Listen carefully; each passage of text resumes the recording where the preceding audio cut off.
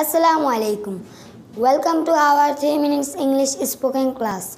Today our lesson for 800 words everyday life.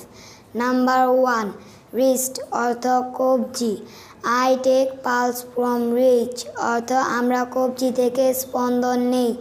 Number 2. Knee অর্থ হাঁটু। The boy fell and scraped his knee অর্থ ছেলেটি পড়ে গেল এবং তার হাঁটু ছিঁড়ে গেল। Number 3. Skin অর্থ চামড়া। My skin is very delicate অর্থ আমার চামড়া অতি সূক্ষ্ম। Number 4.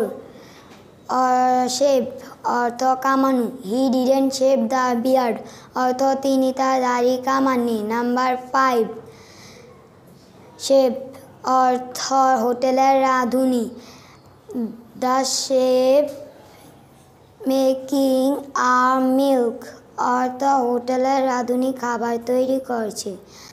তো বন্ধুরা, আজ এ পর্যন্তই। দেখা হবে পরের ভিডিওতে। আসসালামু আলাইকুম রহমতুল্লাহ।